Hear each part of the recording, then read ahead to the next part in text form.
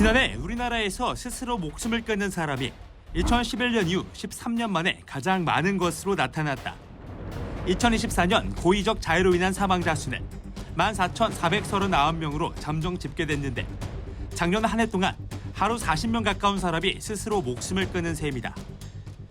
우리나라의 자살률은 OECD 국가 평균의 2배를 웃도는 수치로 우리나라는 2003년부터 OECD 국가 자살자 1위라는 불명예를 안고 있다. 정부가 2004년 자살 예방 기본 계획을 수립하고 21년째 추진하고 있지만 자살 문제 해결에 큰 성과를 거두지 못하는 실정이다. 이에 한국교회가 나서서 우리나라의 자살을 줄이고 생명 경시 문화를 생명 존중의 문화로 바꿔나가며 무관심과 단절의 문화를 관심과 사랑의 공동체 문화로 만들어가야 한다는 목소리가 높아지고 있다. 한국교회가 우리 사회의 죽음의 문화를 끊고 생명의 문화를 만들어갈 수 있을까? 오늘 한국교회를 노노다에서는 한국교회의 자살 예방을 위한 역할과 자살 유가족을 위한 돌봄 사역, 나아가 생명 목회의 실천 전략 등에 대해 함께 논해본다.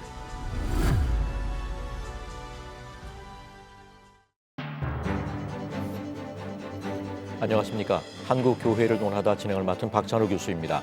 영상에서 보셨듯이 OECD 회원국 자살률 통계에서 지난해 우리나라가 또 1위를 차지했다고 합니다. 올해 들어서도 배우, 기상캐스터, CEO 등 여러 유명인의 자살 소식이 잇따라 전해져서 안타까움을 더했는데요. 베르테르 효과로 자살 시도가 늘어나진 않을까 우려하는 마음이 정말 큽니다. 여전히 심각한 자살 문제 그리고 생명 경시 풍조를 바로잡는 것, 한국교회에 시급하고도 중요한 과제가 아닐까 싶습니다. 오늘 한국교회를 논하다에서는 생명 존중 가치를 지키기 위한 한국교회의 사명은 무엇인지, 이를 위해 구체적으로 어떤 노력을 해나가야 할지 함께 말씀 나눠보도록 하겠습니다. 오늘 함께 하실 출연자들을 소개하겠습니다. 한국기독교생명윤리협회 전 상임대표이신 이상원 목사님 함께 하셨습니다. 예, 반갑습니다. 라이프 오프 기독교 자살 예방센터 대표이신 실천신학대학원 대학교의 조성돈 교수님 함께 하셨습니다. 예, 안녕하세요. 반갑습니다. 그리고 내동감리교회 천성한 담임 목사님께서 함께 하셨습니다. 예, 반갑습니다. 예, 함께 자리하셔서 감사합니다. 지난해 우리나라에서 자살한 사람이 하루 평균 40명꼴이라고 하니까 충격적이지 않을 수 없습니다. 게다가 이것이 잠정치이고 올 가을 정확한 통계가 나오면 그 수가 더 늘어날 가능성도 있다고 하던데요.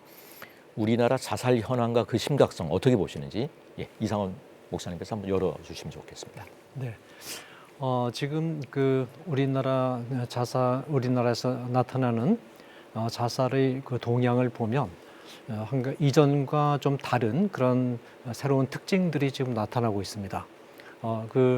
소위 말하자면 후진국형 자살 유형으로부터 선진국형 자살 유형으로 좀 바뀌고 있고, 이것이 가지는 의미는 우리 사회와 우리 문화가 발전하면 할수록 자살률도 거기 비례해서 같이 늘어난다. 이런 의미가 있기 때문에 문제가 심각하다고 봅니다. 예를 들어서 전에는 절대적인 어떤 빈곤, 너무 경제적으로 가난해서 그것을 이기지 못해서 자살을 하는 그런 경우가 상당히 있었거든요. 그런데 이제 우리가 잘 아는 것처럼 그 사이에 우리 사회가 좀 많이 발전해서 사회 안전망도 상당히 좀 갖추어져 있지 않습니까? 지금 지자체라든지 주민등록센터라든지 보건소라든지 이런 데에서 상당한 정도로 노인에 대한 혜택, 재정적인 지원 이런 것들이 상당히 잘 이루어지고 있어요. 이루어지고 있어서 이 절대적 빈곤으로 인한 그 자살은 상당히 줄어들고, 그 대신에 상대적 빈곤 이런 그 지원이 이루어지지만 그러나 외롭고 고독하고 하는 그런, 그리고 이제 똑같이 자동차가 옛날에는 이제 사치품처럼 간주가 되는데 지금은 모두 다 자동차를 가지고 있는데 그 적은 자동차를 가지고 있는 데 대한 어떤 박탈감 이런 것 때문에 이제 자살이 좀 늘어나고 있고, 또 옛날에는 청소년들이 이제 성적을 비관해서 자살한 경우가 있지 않았습니까? 근데 요즘에는 이 학령 인구도 줄어들고 대학교가 물론 이제 지방 대학으로 내려가면 대학교 들어가기가 어렵지 않거든요. 그리고 또 이제 공부가 전부가 아니다라는 그런 인식이 많이 이렇게 들어서 이 학생들 사이에서 성적 때문에 자살하는 그런 비율도 많이 줄어들고 있고 그런데 이제 이 그 점점 그 과학이 발달하고 있지 않습니까? 과학이 발달한다는 것은 다른 말로 하면 지금 유물론적인 과학적 세계관이 사회를 점점 지배하고 있다는 그런 뜻인데 그러다 보니까 우선 그 인격적인 관계, 유물론적인 과학적 세계관은 사실 하나님의 존재를 이야기하지 않고 있거든요. 그러니까 하나님과의 인격적인 관계가 끊어지고 또 이 과학이라는 게 전부 어떤 비인격적인 인과관계로 모든 것을 처리하지 않습니까? 그러니까 사람도 다 어떤 그 비인격적인 어떤 물질의 상호작용으로 보고 그러다 보니까 인격적인 관계가 자꾸 이제 소원해지고 그러면서 사람들이 이 사람이 살아갈 때는 인격적으로 서로 하나님과도 교제하고 동료들과도 교제하면서 삶의 의미를 찾아가고 또 어떤 그 정체성을 찾아가는 건데 그런 인격적 과학적 세계관이 사회를 지배하면서 인격적인 관계가 자꾸 이제 소원해지니까 없어지니까 외로움을 느끼고 삶의 의미를 상실하고 이런 그 현상들이 나타나고 있거든요. 그래서 이 사회가 발전하고 또 과학이 발전하고 문화가 발전하는 데 따라서 오히려 이 그 자살이 줄어드는 것이 아니라 자살률이 더 늘어날 위험이 있다. 그런 점에서 이 자살 문제가 좀 심각하지 않나 그렇게 판단이 됩니다. 경제적으로는 절대 빈곤을 벗어나고 살만한 그런 세상이 됐는데 받쳐줄 만한 어떤 그런 그 여러 가지 정신적인 부분들의 결핍 때문에 네. 자살률이 더 많이 늘어나고 있는 게 아닌가 이렇게 진단해 주신 것 같습니다.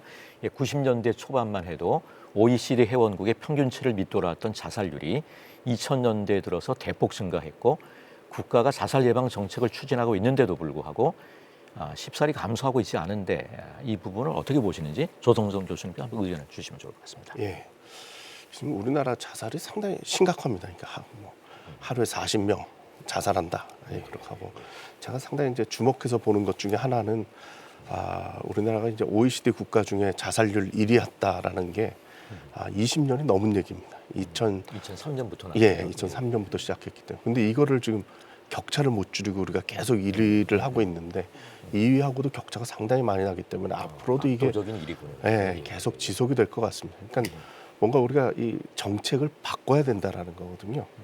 이 뭐 대부분 자살률이 다들 고정적으로 1위 하는 나라들은 없습니다. 어느 정도 1위가 됐다 그러면 정부가 정말 적극적으로 나서서 그 문제를 해결하고 뚝 떨어지고 막 그러거든요. 그러니까 대표적인 케이스가 일본입니다. 일본이 아주 그냥 1위로 계속 올라가다가 이 문제를 심각하게 보고 이제 우리나라 때문에 이제 2위 가다가 그다음에 정부에서 적극적으로 들어가니까 뚝 떨어지기 시작했거든요. 근데 이게 비교를 해보면 아는데 우리나라 같은 경우는 이제 2011년도에 자살 예방과 생명 존중 문화 조성을 위한 법 이런 게 만들어졌습니다.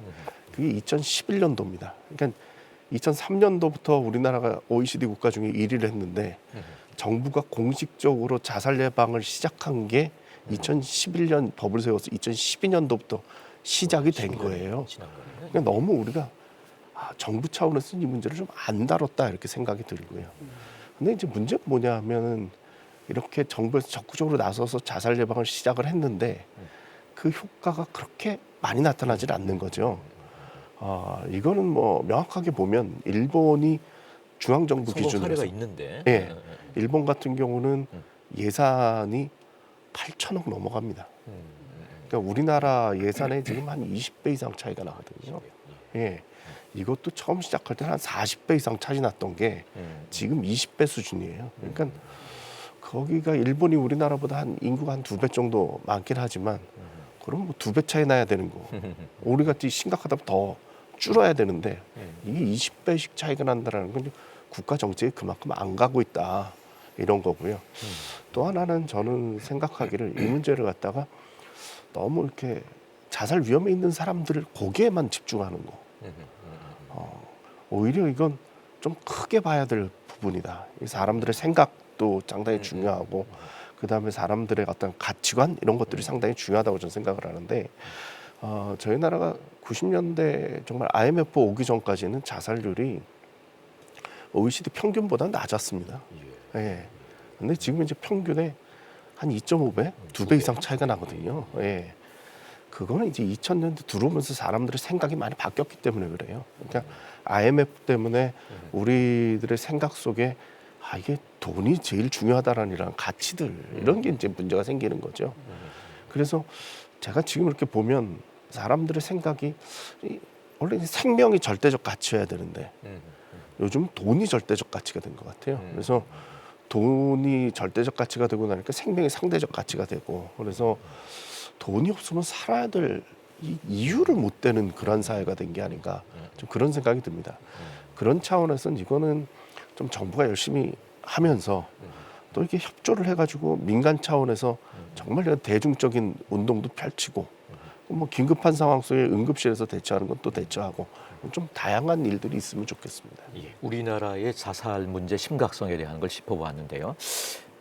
지금 우리가 또 주목해야 될 것은 자살자 가운데 기독교인도 있다라고 하는 건데 그 심각성에 대해서 천성환 목사님께서 한번 짚어주시면 좋겠습니다. 예, 말씀 들은 것처럼 이렇게 이제 자살이 사회적 문제, 국가적 문제가 되고 있는 상황 속에 저는 목사의 한 사람으로서 이 자살이 일반 사회에서뿐만 아니라 교인들 안에도 일반 성도들 안에도 자살이 심심하지 않게 일어나고 있고 더 충격적인 것은 목회자들 안에도 이런 자살의 문제가 지금 생겨나고 있다는 거죠.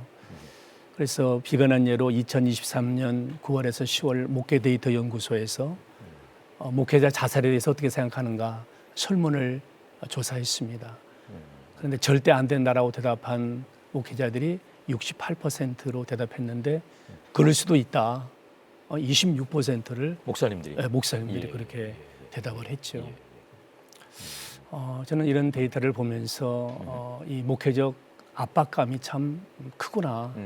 일반 교인들도 세상을 살아가면서 참 그 죽을 수밖에 없는 그런 상황적 고통이 있는가 반면에 목회자들 역시 목회적 상황이 참 만만치 않다.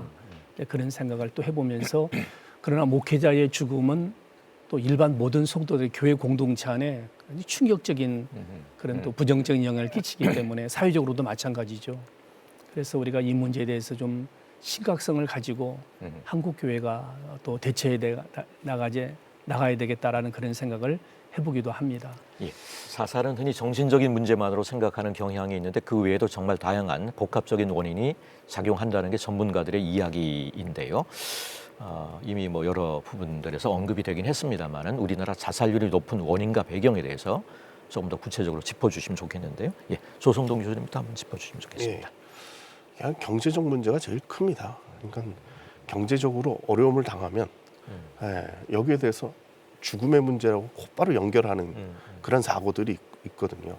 우리나라에서 이제 자살을 제일 많이 하는 연령대가 50대입니다. 특히 이제 50대 남자들. 요 연령대는 자살도 많고 고독사도 많습니다. 요거는 정말 인생을 열심히 살았는데 50대쯤 돼서 퇴직하고 조그만 사업했다가 망하고 뭐 요 패턴입니다. 그러면서 가정도 어려워지고 혼자 고립된 삶을 살게 되고 요 과정들이 심각하죠. 그래서 그런 걸 보면 확실히 정신적인 문제라기보다는 이 경제적인 문제 그리고 사회 관계 문제 이런 것들이 크게 영향을 끼치고요. 또 하나는 우리가 가지고 있는 이 사고의 문제인데 실은 자살 예방이라는 게 그렇게 어렵지만은 않습니다. 제가 이렇게 예를 가끔씩 드는데 예를 들면 농촌에 농약 보관함이라는 게 있어요. 이게 우리나라에서 자살 예방의 성공 사례입니다. 그러니까 집에다 이제 어르신들 농촌에서 농약 드시고 자살하는 경우들이 있어서 농촌에다가 이렇게 캐비넷 같은 거를 보급을 했어요. 그래서 거기다 농약을 넣어놓게 그리고 문을 잠궈요. 뭐 이거를 예방하려면 이걸 뭐 이장을 갖다 주든지 뭐 면사무소에 갖다 줘야 되는 그게 아니라 본인이 갖고 있어요. 그래서 이거 저거 가지고 저기 자살 예방이 될까 저는 그렇게 생각을 했는데 그게 상당히 효과를 봤어요. 이게 무슨 얘기냐면 죽어야지 그러고 열쇠 찾아서 거기 가는 사이에 생각이 바뀐다는 거예요. 네. 이 정말 이렇게 생각해 보면 정말 사람들을 구할 수 있는 길은 많이 있는데 좀 더 노력하고 좀 생각만 바꿔줘도 많은 가능성이 있다고 생각합니다. 물질적인 이유가 굉장히 중요하게 작용하고 50대가 이제 가장 많은 자살자 비중을 차지하는군요. 예. 예, 딱 이맘때라고 할 수 있겠는데요. 3월에서 5월까지 봄철 시기에 겨울철에 비해서 극단적 선택률이 높다는 그런 보고가 있는데요. 자살 위험군에 대한 각별한 관심이 더욱 필요한 때가 아닌가 싶습니다. 예전에는 교회 내에서 자살 문제를 시시하는 분위기가 있었던 것 같은데 더 이상 이 자살의 문제라고 하는 게 교회 바깥의 문제는 아닌 것 같습니다. 한국 교회 인식이 어떻게 변화해야 하는지, 더 나아가 자살 문제에 좀 더 책임감을 가지고 나서야 한다는 의견에 대해서 어떻게 생각하시는지 한번 말씀 나눠주시면 좋을 것 같습니다. 예, 천수환 목사님부터. 질문을 받고 보니까 2000년도입니다. 그 당시에 우리 한국 교회 안에 이혼의 문제가 부각이 됐습니다. 그래서 예수 믿는 사람들이 이혼하면 절대 안 된다는 그런 것이 이렇게 그런 인식 속에서 있었는데 이혼이 이제 이렇게 한두 가정씩 교회 안에 생기게 되었죠. 그래서 그때 제가 그 이혼을 교회 안에서 공개적으로 가르쳐야 되겠다 그런 생각을 해서 결혼 예비학교를 시작했습니다. 그래서 5주 결혼 예비학교를 하고 결혼 주례를 하는 그런 기억이 나는데 자살 문제 역시 교회가 쉬쉬할 문제가 아니라 이제는 교회 안에 직면시켜서 자살의 그 원인과 이유들을 규명하고 또 어떻게 우리가 대비해야 되는지 그것을 가르쳐야 될 때가 됐다고 그렇게 생각합니다. 예, 이혼 문제가 더 이상 이제 교회 바깥의 문제가 아니고 그렇죠. 또 자살 문제도 마찬가지로 이제 교회 안의 문제가 된 그런 가운데 있기 때문에 적극적으로 교회에서 이제 자살 예방이나 이혼 문제에 대한 것들을 가르쳐야 될 그런 시점에 우리가 온 것 같습니다. 이 한국 교회를 논하다 오늘은 우리나라의 심각한 자살 현황을 짚어보고 생명 존중 문화 확산을 위해 한국 교회가 어떤 역할을 감당해야 할지 말씀 나누고 있습니다. 이제 한국 교회가 자살 위기자를 돕고 자살을 예방하기 위해 어떤 일을 할 수 있는지, 또 자살자로 인해 어려움을 겪는 유족들과 교인들을 위해 어떤 노력을 해야 하는지 구체적인 내용들을 나누고 싶은데요. 국가적으로도 예방 교육은 실시하고 있는데 자살 예방을 위해서 한국 교회가 할 수 있는 일, 또 해야 할 일은 무엇이라고 보시는지 이상원 교수님 나눠주시면 좋겠습니다. 네, 지금 여기 출연하신 우리 조성돈 목사님 또 우리 천 목사님이 라이프 호프를 아주 지금까지 신실하게 주도적으로 또 열심히 추진해 오셔서 이런 그 사회적인 노력들이 이 자살 예방하는데 굉장히 중요한 기여를 할 수 있다고 봅니다. 그리고 제가 이제 한 가지 소개를 한다면, 그럼 이제 교단 차원에서 지금 제가 속한 합동교단에서 작년에 사실은 이제 주로 목회 현장에서 자살이 가장 큰 이슈가 되기 때문에 사회적으로는 낙태 문제라든지 또 안락사 문제가 큰 이슈가 되고 있지만 목회 현장에서는 성도들의 자살 문제가 굉장히 큰 이슈가 되고 있기 때문에 우리 합동교단에서도 자살 문제에 대해서 굉장히 깊은 관심을 갖고 있습니다. 그래서 이 문제를 비롯해서 이제 생명윤리 문제들을 다루기 위해서 작년에 생명존중위원회가 결성이 됐고 그게 1년짜리거든요. 그래서 이제 작년에 어떻게 이제 자살 문제로 세미나를 한번 했고 그런데 이제 그 필요성을 교단에서 교단 일부 인사들이 느껴서 이 생명존중위원회가 원래 그런 위원회가 1년으로 끝나는데 올해 한 해 더 연장이 됐습니다. 그래서 올해 생명존중위원회가 다시 결성이 돼서 이 교단의 생명존중위원회를 상설기관으로 만들어야 되겠다. 굉장히 그 적극적인 그 시도를 하고 있습니다. 그래서 여러 개 노회에 이 그 생명존중위원회를 상설위원회로 만들어 달라라는 헌의안을 지금 그 여러 개 노회에 김기수 목사님하고 남서우 목사님, 이성배 위원장님 이분들이 굉장히 적극적으로 노회에 지금 헌의를 하고 있습니다. 그래서 굉장히 여러 개 노회에서 헌의 올라가 가지고 내년 총회에서 어쨌든 교단적 차원에서 생명존중위원회를 상설 기구화해서 교단으로부터 재정 지원도 받고 그렇게 되면 이 이제 합동교단이 그 우리나라의 제일 큰 교단 아닙니까? 이 협동교단 안에서 생명존중위원회가 상설 기구화 돼가지고 예산도 그 총회로부터 받고 그렇게 되면 이 그 시너지 효과가 굉장히 큽니다. 그런 노력을 지금 교단적 차원에서 진행하고 있습니다. 그러니까 대사회적인 차원에서는 라이프 오프라든지 또 생명의 전화라든지 이런 노력이 그동안 꾸준히 진행되어서 많은 기여를 해왔는데 이게 교회 내부로 확산이 되지 못한 그런 부분이 있거든요. 그 부분을 인식하고 이제 합동교단에서 이런 노력을 하고 있는데 이런 노력이 합동교단뿐만 아니라 다른 교단에서도 교단적 차원에서 이 생명을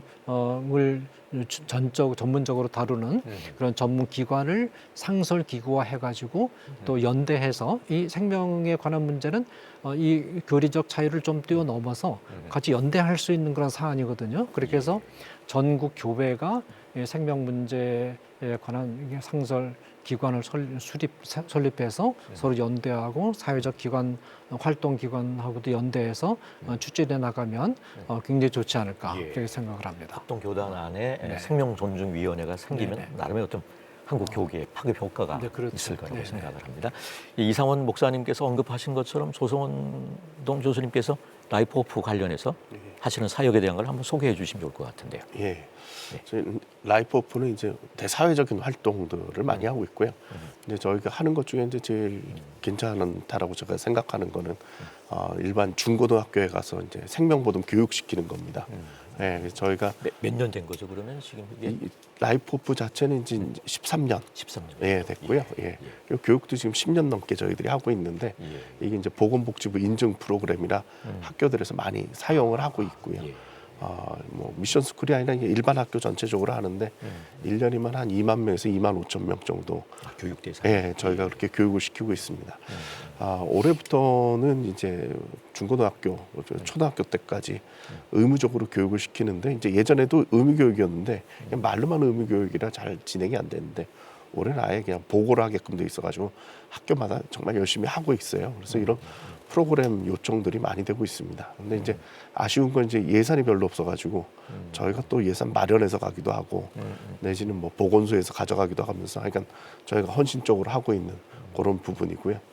또 구체적으로 말하면 그러면 이제 초등학교다, 중학교다 그럼 거기에 이제 그 라이프 오프 소속된 뭐 목사님들이 이런 분들이 강사로 가시는군요. 예. 저희가 이제 강사가 한 100여 명 이렇게 준비가 돼 있어요. 그분 중에 한 분이신가요? 천 목사님 열심히? 예. 저희 학교 교회에서 막 교육 아. 강사 교육도 같이 하셨고요. 목사님이 앞장서서 해주셔가지고 이렇게 했고요. 그래서 이제 그렇게 가면 이제 반별로 강사들이 다 들어가게끔 그렇게 준비가 돼 있고 저희들이 또 캠페인 사업도 열심히 하고 있습니다. 그래서 9월 둘째 주일이 생명 보듬 주일로 이제 생명 보듬 주일. 그래서 그 9월 10일이 세계 자살 예방의 날이거든요. 그래서 9월 10일이요. 그래서 그 근방에 이제 9월 둘째 주일에 한국 교회가 다 함께 이날은 좀 생명 살리는 얘기 좀 하자. 그리고 이날 기해서 걷기 대회. 그래서 그 캠페인 사업도 저희가 전국적으로 펼치고 있고요. 또 하나 저희가 이제 중요하게 생각하는 건 이제 자살 유가족을 돌보는 일입니다. 이 자살 유가족 같은 경우는 많이 소외되어 있습니다. 어떻게 보면 피해자인데 한편으로는 또 가해자거든요. 또 사람들이 자꾸 그렇게 낙인을 찍으니까 많이 힘든데 그래서 이분들을 좀 끌어내서 이분들이 당사자 운동해야 되거든요. 뭐 예를 들어서 뭐 민식이법 같은 경우 스쿨 좀 만들어내지 않습니까? 엄마의 힘으로. 그래서 그런 것들을 좀 추진을 하고 위로하고 그렇게 진행하고 있습니다. 천성환 목사님께서 담임하고 계신 부천 내동감리교회에서는 지난해 자살 예방을 위한 다양한 노력을 하셨다고 들었는데요. 한국교회가 어떻게 참여할 수 있는지 교회에서 하고 있는 사례들을 한번 소개해 주시면 많은 도움이 될 것 올해로 같은데요. 이제 우리가 75주년이 되었고 작년이 74주년이 되었는데 그간에 우리 한 성도 한 분이 자살을 하게 됐습니다. 그래서 참 깊은 애도 속에서 장례를 잘 마치고 난 다음에 교회에서는 쉬쉬했는데 사실은 시간이 지나니까 다 그 이제 소문에 퍼지게 되면서 그 가까운 지인으로부터 참 많이 어려운 것을 보게 됐습니다. 그러면서 74주년에 우리 부흥성회를 하는데 이 부흥성회를 자살 예방을 위한 그런 성회로 해야 되겠다. 그래서 한 영혼이 천하보다도 귀하다는 말씀을 이제 붙잡고 우리 교우들에게 자살과 더불어서 생명의 소중함의 가치에 대한 것을 직면시키는 그런 부흥회를 했습니다. 뭐 라이프오프 우리 조성동 교수님 오셔서 스태프들과 함께 우리가 4일간의 집회를 했죠. 그리고 그와 관련해서 지역 주민들 가운데 이런 것으로 인하여 애도 가운데 있는 사람들 또 이런 문제로 갈등하고 있는 분들 함께 초대해서 그래서 말씀을 듣도록 그렇게 집회를 했습니다. 집회를 마치면서 이것이 이렇게 끝날 게 아니다. 그래서 우리가 이것을 지속적으로 이어가자 해가서 우리 생명보듬에 대한 가치를 교인들에게 심어주고 그래서 강사 양성 교육을 우리가 실시했습니다. 그래서 우리 장로님들이 다 참여하시고 목회자들도 다 참여하고 약 50분 정도가 이 보건복지부에서 주관하는 것을 라이프오프에서 위임 받아가지고 자격증을 주고 있는데 그 교육에 참여를 했죠. 그 하면서 느낀 보람이 뭐였냐면 제가 이런 예를 들었습니다. 산책을 하는데 호수에서 사람이 빠져 죽어가고 있는 거예요. 호적거리고 있는데 생명부회들에게 뛰어들어서 아무 기술도 없어. 그러니까 함께 죽는 거예요.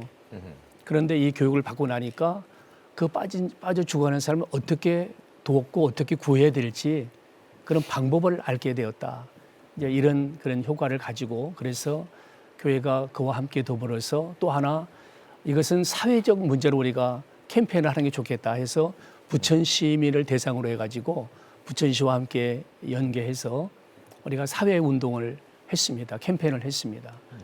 그래서 참 굉장히 참 좋았고요. 사회적 반응도 좋았고 더군다나 그 캠페인에 참여한 연령층이 청소년들, 청년들이 많이 참여했습니다. 근데 그 자살의 통계 속을 들여다보면 이 청소년, 청년들의 자살률이 계속 올라가고 있습니다.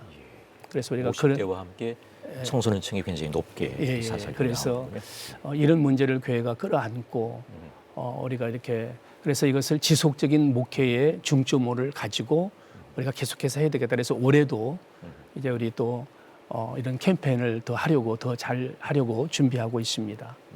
그러면서 한 가지 더 보람이 있었던 것은 이렇게 가끔씩 잊어버릴 만하면 이렇게 자살하고 했던 그런 고통받았던 그 가정들이 몇 가정이 있는데 말하지는 않지만은 큰 위로를 받고 격려받는 것을 이렇게 보게 되었죠. 예, 그렇습니다. 그 정도 목회적인 문제를 직면하시는 어떤 용기를 제가 칭찬을 드리고 싶은 그런 마음이 드네요. 예, 이제 더 이상 쉬쉬할 문제가 아니라 그렇죠. 예. 목회적인 현장에서 우리가 직면해야 될 것 같고요.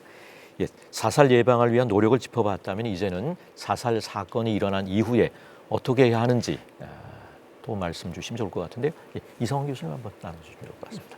네, 일단 이제 자살 사건이 일어난 후에 아무래도 이제 기독교인들 가운데 자살 사건이 일어났을 때 어떻게 이제 그 다루느냐 하는 것이 굉장히 중요한 문제가 될 텐데 일단은 우리는 그러면서 가장 중요한 것은 그 세례도 받고 신앙 고백도 하고 교회 수십 년 동안 봉사도 하고 그런 분들이 어떤 심정적으로 굉장히 연약해지고 그런 충동을 이기지 못해가지고 그 자살로 자기 생을 마감하는 그런 일이 있을 수 있지 않겠습니까?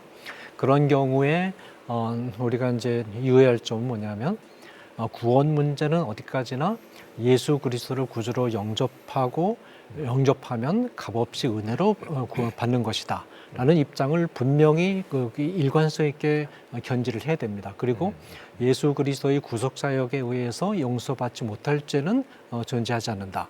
그런 전제를 우리가 반드시 유지해야 되고 그리고 자살한 사람은 신앙 고백을 했더라도 구원이 취소되고 뭐 지옥에 간다는 이 이론은 신플라톤주의에서 연원한 것이지 성경적인 근거가 없다라는 점.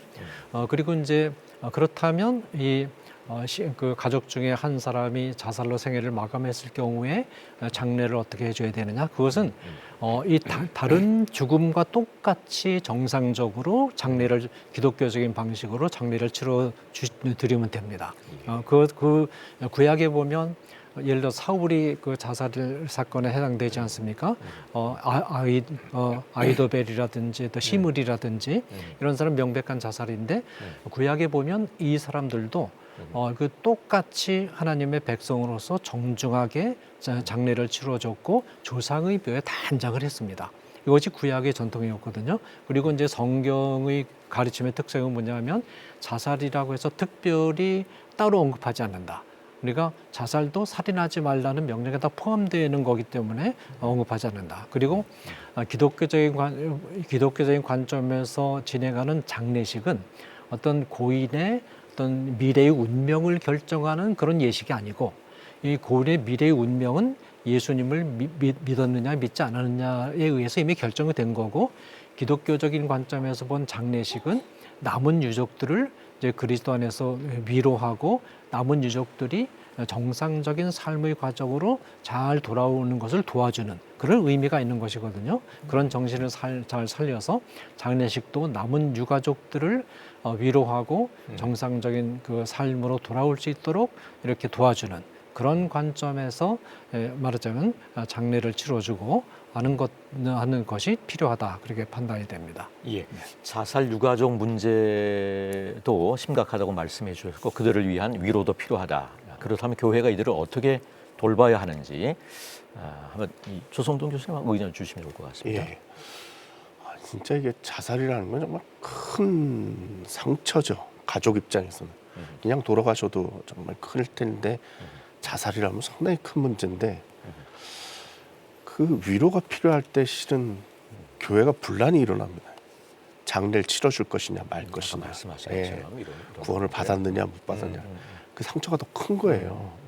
그래서 그 장례라고 하는 어떻게 보면 고인과의 이별의 과정인데 남은 자가 위로받을 수 있는 기회를 놓치고 오히려 상처를 받고 교회를 떠나는 경우들이 많거든요. 그래서 이런 문제를 좀 다뤄봐야겠다 싶어가지고 저희 라이프오프에서는 자살 사안 이후에 긴급 목회 돌봄 매뉴얼을 만들었어요. 긴급 목회 돌봄 매뉴얼. 예, 그래서 교회마다 이제 자살 사건이 나면 그 이후에 어떻게 해야 되는지 그걸 전체적으로 다뤘고 장례 예식서도 넣어놨고 그래서 정말 이게 가능하게끔 이게 저희가 가끔씩 제가 전화 받는 것 중에 하나가 교수님 우리 교회에서 누가 돌아가셨는데 자살로 돌아가셨는데 어떻게 해야 돼요 하는 것들이 많아요. 그래서 이런 것들을 좀 하나씩 좀 비치를 해놓으시면 좋겠고 요거는 저희 라이프오프 홈페이지에 오시면 다운 받으실 수 있습니다.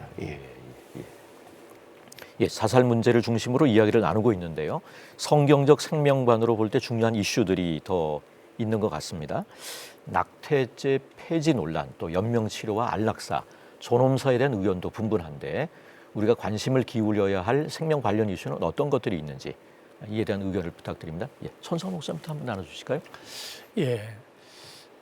이제 교회에서 이제 이런 분위기가 조성되면서 이런 인식의 전환이 생기면서 우리가 좀 달라졌던 것이 있다면 자살로 인한 유가족들을 대하는 그런 태도가 많은 변화가 생겼습니다. 그래서 욥이 고난받고 있을 때 번데케하는 위로자라고 친구들이 그랬는데 우리가 그런 것을 주의하자. 그래서 조심하고 있고 그리고 무엇보다도 그 하나님께 주신 생명의 가치의 소중함. 그래서 마태복음 16장 26절 사람이 만일 온 천하를 얻고도 제 목숨을 잃으면 무엇이 유익하리요? 사람이 무엇을 주고 제 목숨과 바꾸겠느냐? 이런 생명의 소중함의 가치를 교우들에게 인식해 줄 필요가 있다. 그래서 우리 양육에 있어서 이런 부분들을 잘 도입해서 생명을 소홀히 경시하지 않도록 그렇게 하고 있습니다. 예, 이상원 목사님께서 생명 관련 이슈에 대해서 한번 또 말씀해 주시면 좋겠습니다. 지금 이제 우리나라는 그 생명윤리와 관련된 중요한 이슈들이 생명의 시작점에 관련된 문제가 있고 생명의 종결점에 관련된 문제가 있는데 두 영역에서 지금 사실은 우리 사회가 아주 반생명적인 아주 위기에 지금 처해 있습니다. 우선 생명의 시작점과 관련해서는 이제 낙태 문제를 들 수가 있는데 우리 기독교 생명윤리에서는 수정이 이루어진 순간부터 살아있는 인간 생명으로 그렇게 보고 있는데 지금 우리 그 헌법재판소에서 낙태죄 위헌 판결을 했거든요. 그러면서 그 후속으로 기존의 형법을 대체할 수 있는 낙태를 규제할 수 있는 법이 지금 만들어지지 않고 입법 공백 상태에 있기 때문에 우리나라는 지금 어떤 형태로 낙태를 해도 지금 그 법적으로 전혀 제재를 할 수 없는 그런 상황에 처해 있고 이 헌법재판소의 판결이 있고 난 이후에 낙태 건수가 급증하고 있습니다. 그낙 뇌부정하고 있고 이런 문제가 하나 있고 그다음에 이제 지금 현재 생명의 종결점과 관련해서는 지금 현재 연명 의료법이 지금 그 시행되고 있거든요. 이 의료법이 사실은 굉장히 잘 된 법입니다. 이 연명 의료법은 소극적 안락사를 비롯한 안락사를 차단하면서 효과가 없는 무의미한 진료를 본인의 그 선택에 의해서 무의미한 연명 치료를. 중단할 수 있도록 그렇게 굉장히 조심스럽게 이 제정 그 규정한 그런 법으로 법이 잘 된 법인데 지금 어떤 시도가 의료계에서 법조계와 의료계에서 일어나고 있느냐면 이 법에서 문구 하나를 살짝 바꾸면 이게 안락사를 전면 허용하는 법이 됩니다. 그 법안이 지금 안규백 의원이 제출한 안락사 허용 법안이거든요. 존엄사 법안인데 이 존엄사 법안이 허용이 되면 특히 말기 환자에 대한 안락사를 전면 허용하는 문이 열리게 됩니다.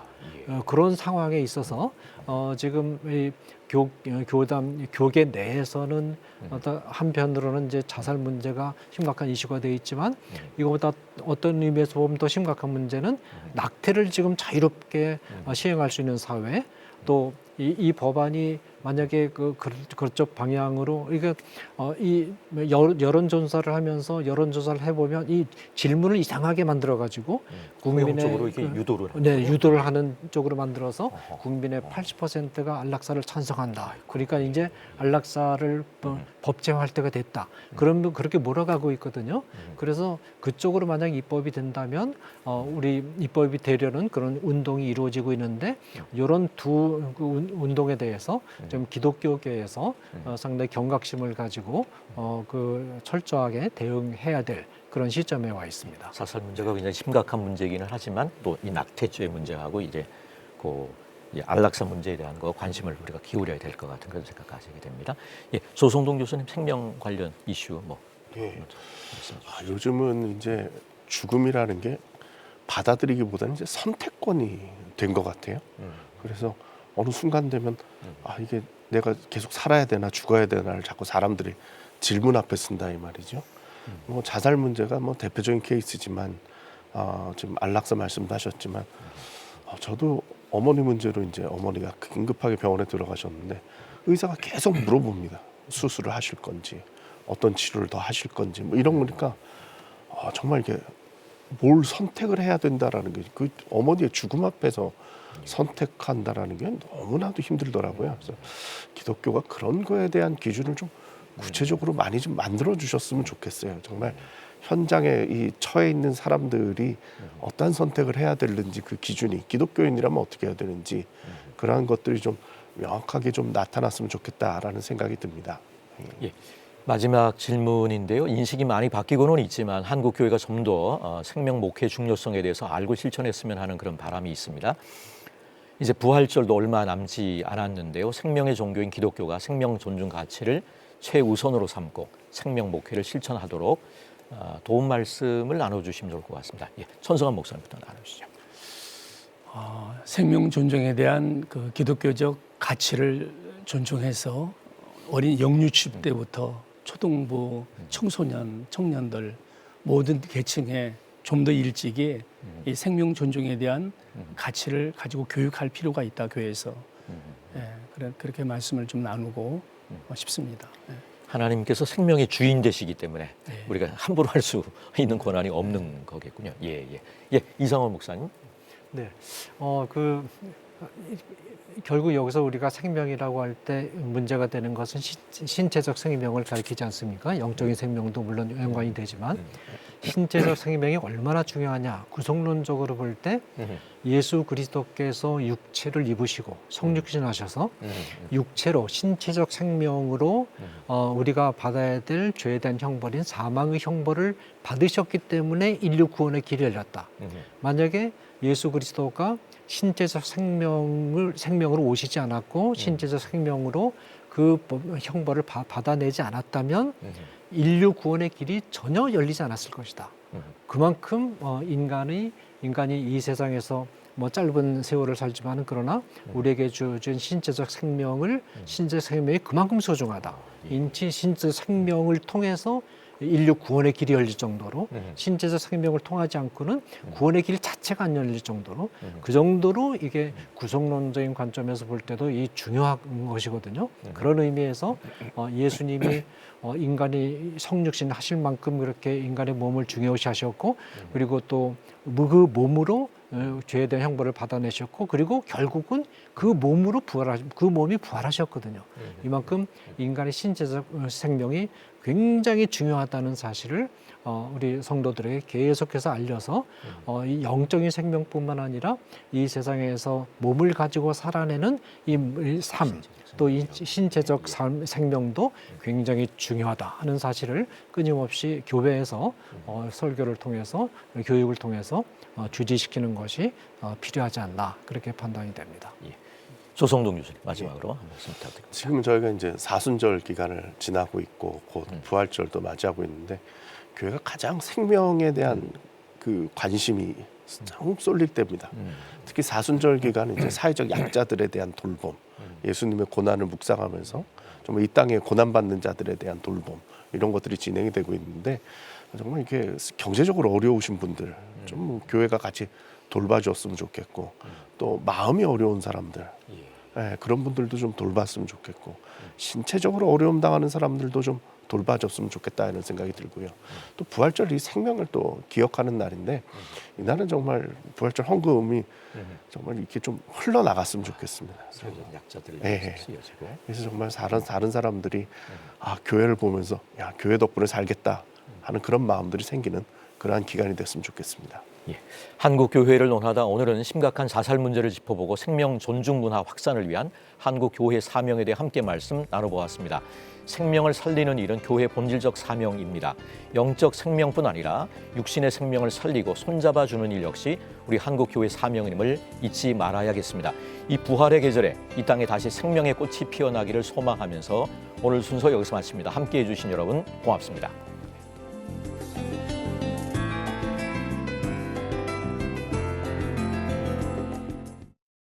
이 프로그램은 여러분의 미디어 선교 후원으로 제작되었습니다. 선교는 사명, 후원은 동역. 당신도 복음을 전할 수 있습니다. 선교 후원 02-6333-1003번